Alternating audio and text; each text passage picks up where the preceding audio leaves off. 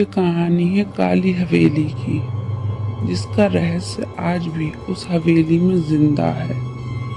लोग आज भी काली हवेली और उस तांत्रिक के अनसुलझे रहस्य को महसूस करते हैं, लेकिन किसी को नहीं पता कि उस काली हवेली का रहस्य क्या है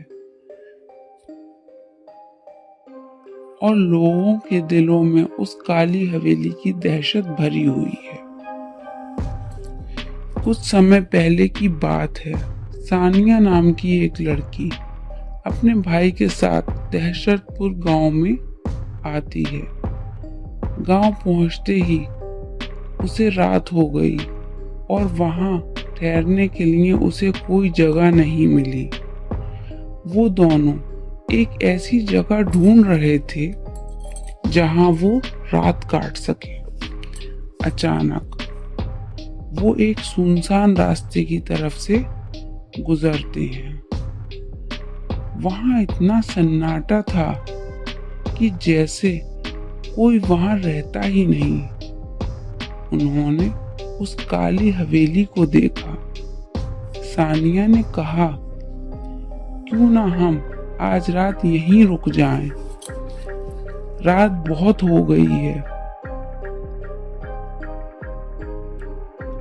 और कोई आसपास दिख भी नहीं रहा है। वहां का सन्नाटा एक तूफान की तरफ इशारा कर रहा था। उस हवेली को देखकर सानिया को लगा जैसे कोई उसे अपनी तरफ खींच रहा है। सानिया और उसका भाई हवेली के अंदर दाखिल हुए। वहां कोई नहीं था, फिर भी किसी के होने का एहसास उन्हें हो रहा था।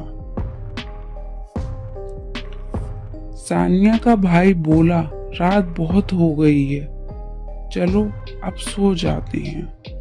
तभी थोड़ी दूर पर उसे कोई खड़ा दिखाई दिया।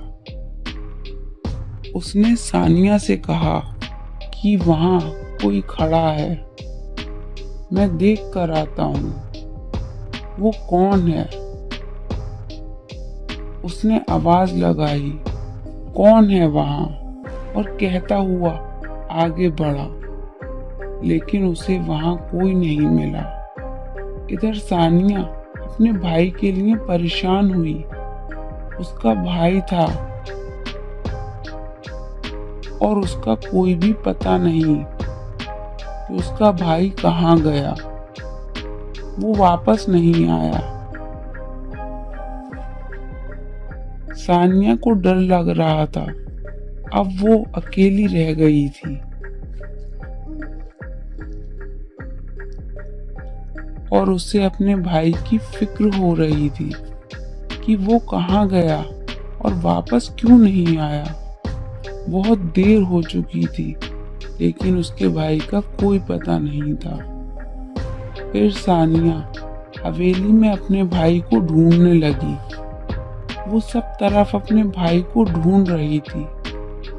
उसको ऐसा लग रहा था जैसे कोई उसका पीछा कर रहा है।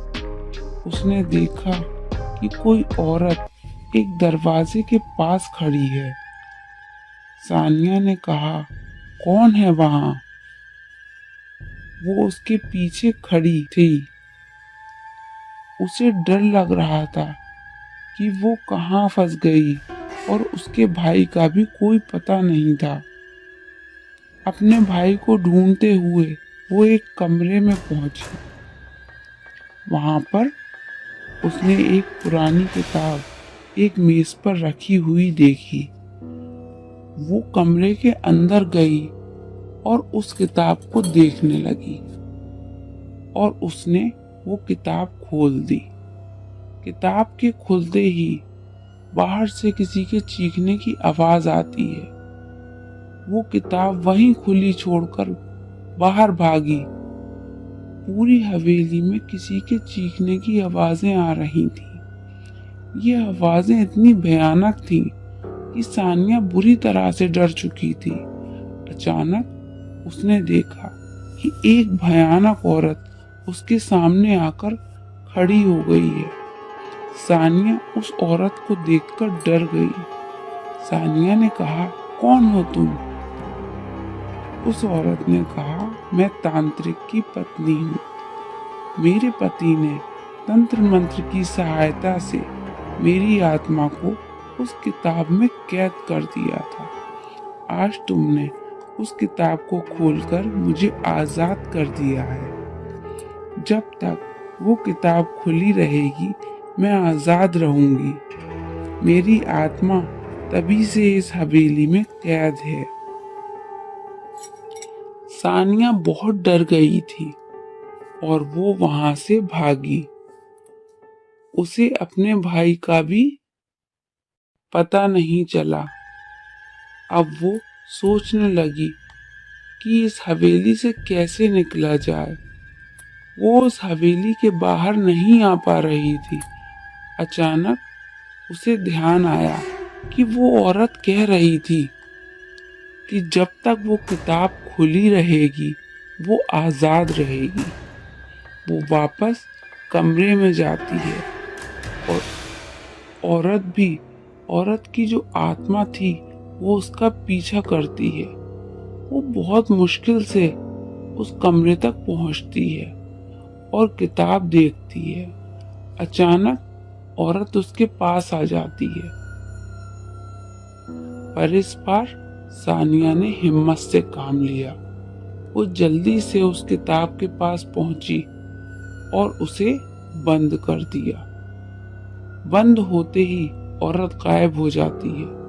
सानिया जल्दी से कमरे से बाहर आती है और वो हवेली से बाहर निकल जाती है। जैसे तैसे वो अपनी जान बचाकर वहां से निकलती है और उसको उस रहस्य का भी पता चल जाता है जो कोई नहीं जानता था। अपनी जान छुड़ाकर वो हवेली से दूर भागती है। रात का सन्नाटा और अंधेरा था। जब वो हवेली से दूर निकल आई तो देखती है कि रास्ते में उसका भाई गिरा पड़ा है। उसने अपने भाई को उठाया और वो दोनों उस हवेली से दूर चले गए।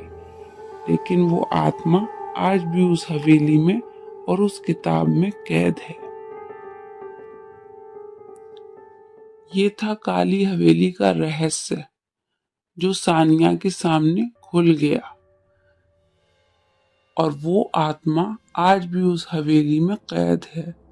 पता नहीं आगे उस आत्मा का क्या कदम होगा, वो किसको परेशान करेगी, किसके साथ उसका सामना होगा। ये सब जानने के लिए अगर आप हमसे जुड़े रहना चाहते हैं तो हमारे चैनल को सब्सक्राइब करें।